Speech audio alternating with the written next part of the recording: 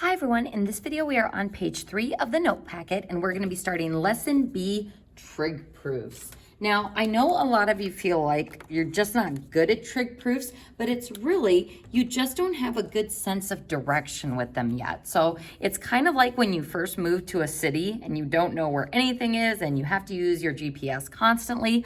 You are still pretty new to this trig stuff, so it's okay if you get lost. It's okay if you take a lot of wrong turns, but as you keep practicing more and more of these, you're going to familiarize yourself with some common patterns and how to go about finding the proof the most direct way. So we're going to look at some tips for proving trig identities. First, start with the more complicated side and transform it to the other side using basic identities in algebra, usually by simplifying. Express each expression, that seems redundant, in terms of sine and cosine, as we talked about earlier, and then multiply, factors, combine fractions, split fractions, and ultimately keep the other side in mind. Transform to the other side. Now, because I mentioned on the previous page that we are going to encounter quite a bit of fractions in these problems, and you can see just how many on this page, we're going to talk about some legal fraction moves and illegal fraction moves. So fractions, legal versus illegal.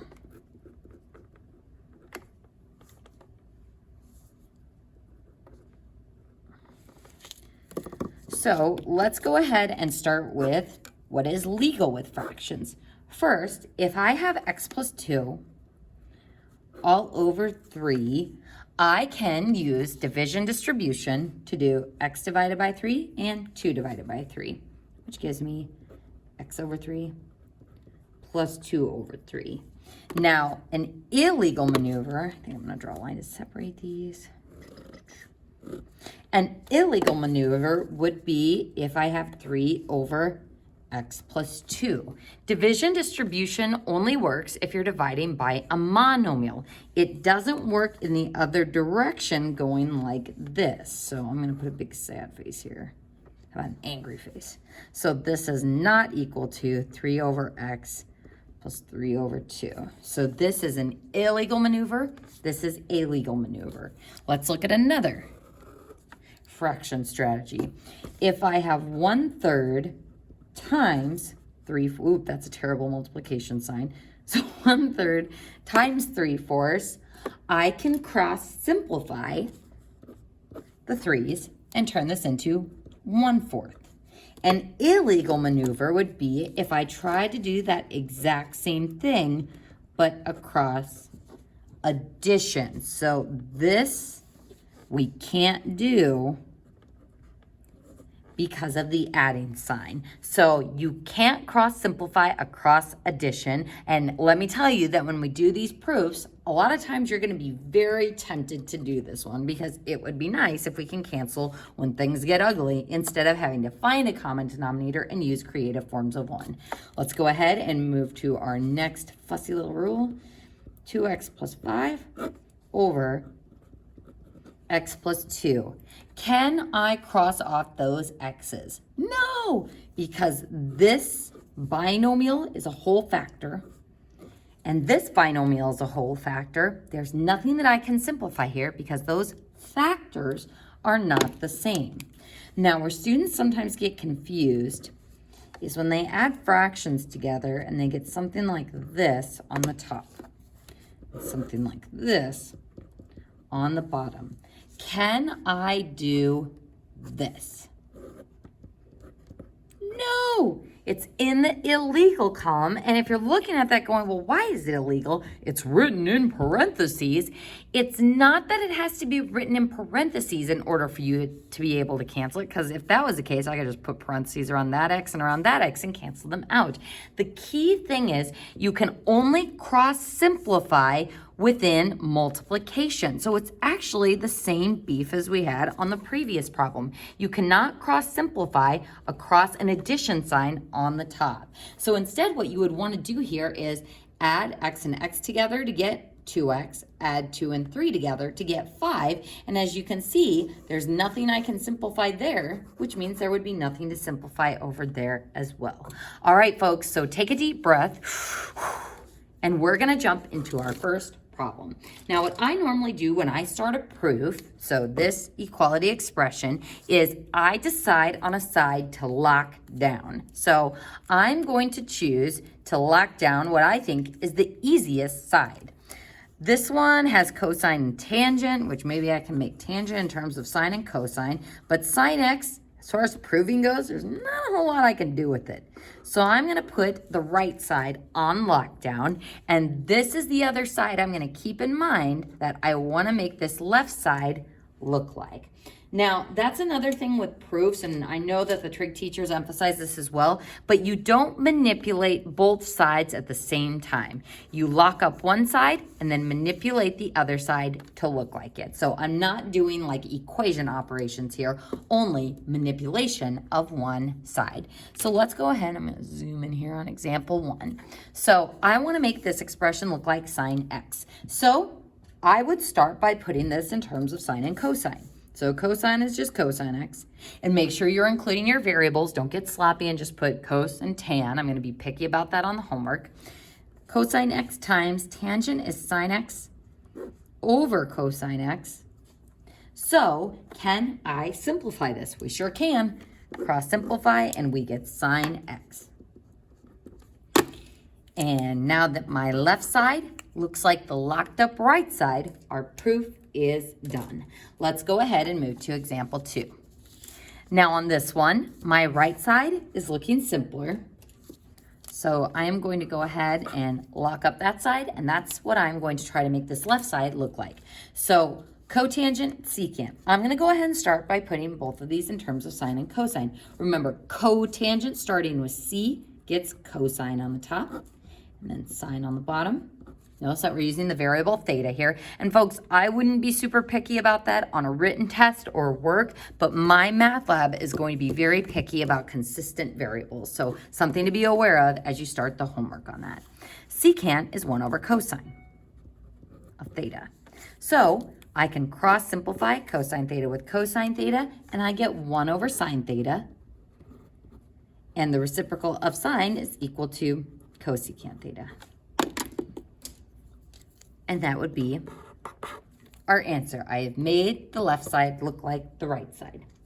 Now let's go ahead and move to example 3. Oh, our favorite, fractions. As far as which side I'm going to lock up, cotangent of theta is simpler.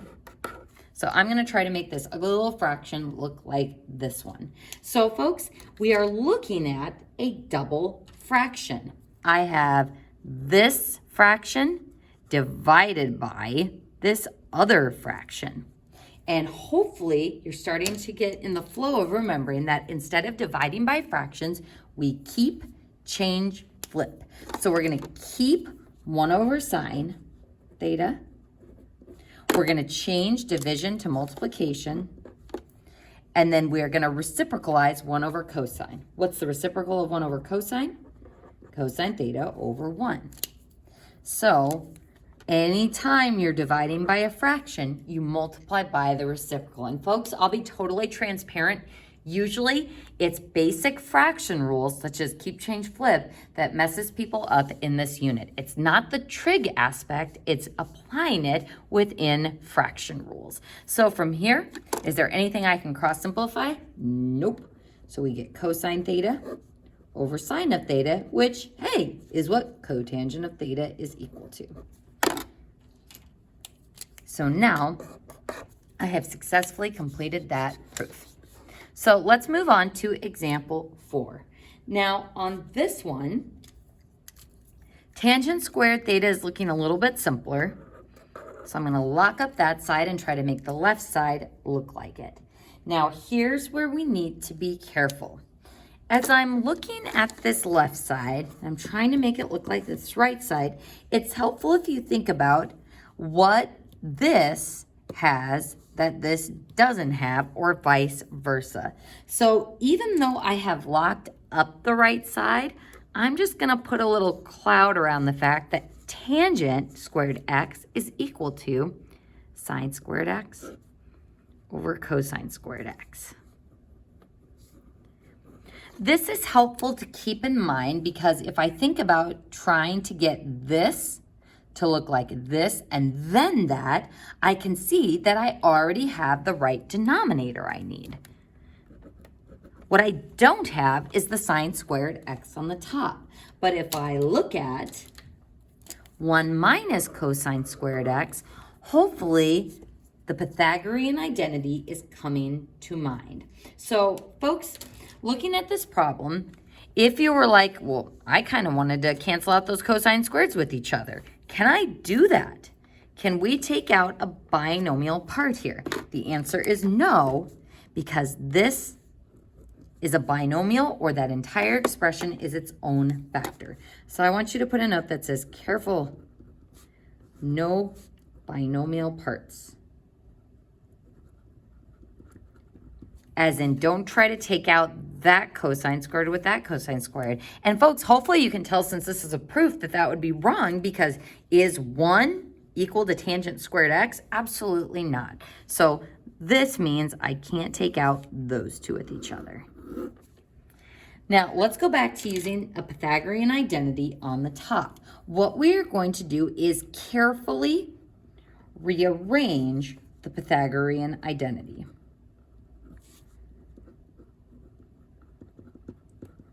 So the regular Pythagorean identity is sine squared x plus cosine squared x equals 1. So I always, 100% of the time, write the original Pythagorean identity first. Now, I want to figure out if I can make an equality to turn this into that. So, can I make this look like 1 minus cosine squared x equals sine squared x? Let's go ahead and subtract cosine squared x from both sides. So minus cosine squared x minus cosine squared x, and we get sine squared x equals 1 minus cosine squared x. So this rearrangement of the Pythagorean identity says I can replace that 1 minus cosine squared x I have on the top with sine squared x. So I have used the Pythagorean identity to replace. And folks, that's probably something else I should bring to your attention. Sometimes on my math lab, they will say something like, describe how I got from this to this. This would be a reciprocal trig identity, because that's how I go from 1 over sine to cosecant. So how do I go from this step to this step? By using the rearrangement of a Pythagorean identity. Sometimes it'll ask for explanations on how things are simplified. Well, did you factor first? Did you cancel first? What did you do to do the proof? So I'm not going to require that you write these steps in the written homework, but on my math lab, it may ask you to be specific about what you did to do the proof. So sine squared x over cosine squared x, we can now see definitely is the same as tangent squared x. And I have completed the proof. Let's go ahead and move on to example 5. Now this one's a little bit tricky in deciding which side we want to lock down. I don't love cotangent. I could write that as cosine over sine. But this side, I actually have an operation I could carry out, distribution. So I believe that this side is simpler because there's no simplifying that I can currently do with it. So this side we can multiply. So I'm going to start by, let's go ahead and write cosecant in terms of sine first. So cosecant is 1 over sine times cosine theta plus sine theta. Next, we're going to distribute. So this is going to give me cosine theta over sine theta and sine theta. Oops, sorry, that should be a plus sign, not an equal sign. Plus sine theta over sine theta. So what is cosine theta over sine theta? It is cotangent theta. And what is sine theta over sine theta? Now be careful here. Sometimes students will say 0, but these cancel and give us 1. 4 over 4 is 1. 2 over 2 is 1. Sine theta over sine theta is 1 as well. So that is what my left side looks like. So I am officially done with that proof. So hopefully, folks, we're starting to feel a little bit better about trig proof so far. Let's go ahead and move on to example 6, which will conclude page 3. So on example 6, as I'm looking at both sides, this is a major ew, and this is kind of a major ew too. So in determining which side do I want to lock up, I would say that maybe the right side is simpler. And I say that because it is all in terms of sine, which is kind of important. So all in terms of sine x.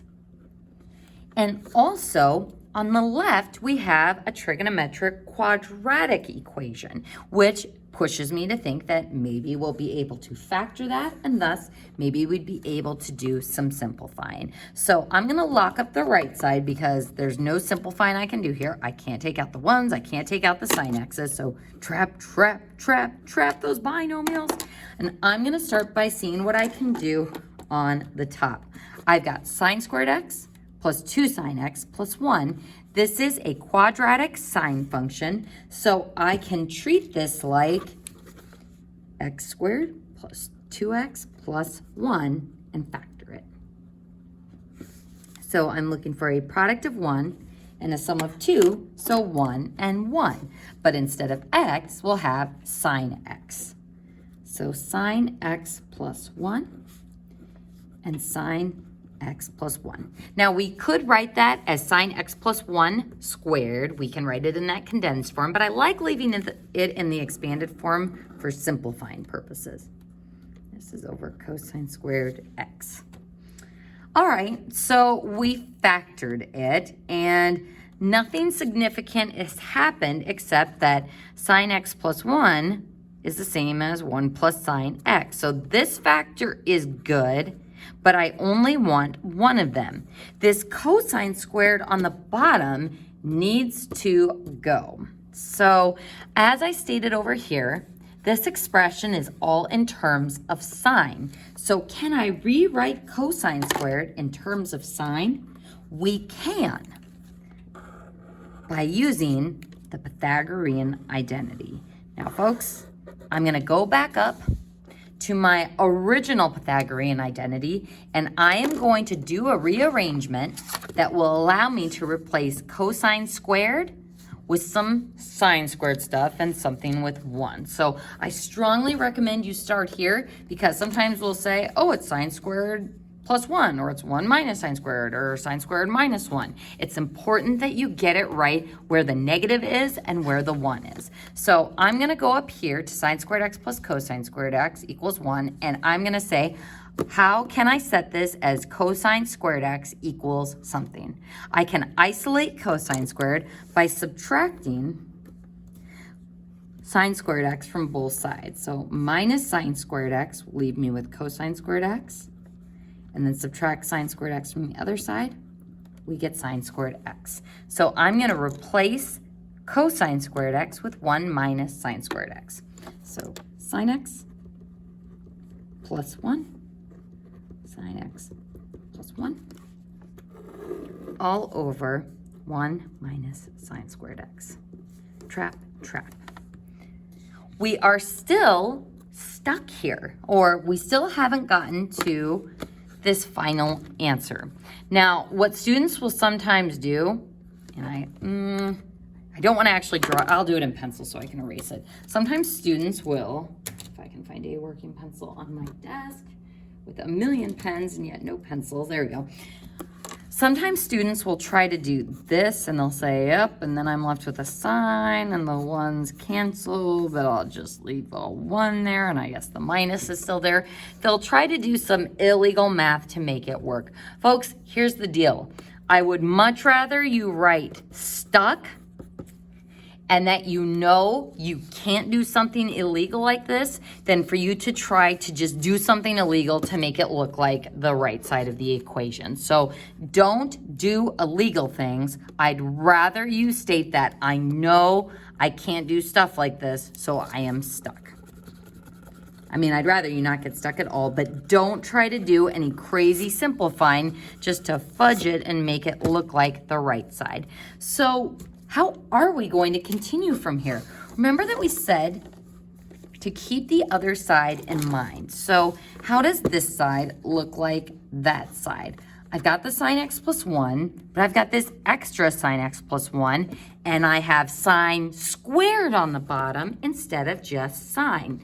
So we don't want to replace it with cosine squared again. Can we factor this? I'll give you a hint. Ooh, good old difference of squares. This is going to let me, we are no longer stuck. This is going to let me do sine x plus 1, sine x plus 1, and then difference of squares. Perfect square factors of 1 are 1 and 1. Perfect square factors of sine squared x are sine x and sine x. One gets a plus, one gets a minus. Now that the top and the bottom are in factored form, we can cross simplify across multiplication. So sine x plus 1 is the same as 1 plus sine x. So what I'm left with, and you can use the commutative property to switch those around, is 1 plus sine x over 1 minus sine x. So keeping that right side in mind, using the Pythagorean identities with squared trig functions, trying to factor squared trig functions, these are all strategies that we will need as we get into tougher proofs. And that concludes page 3 of the notes.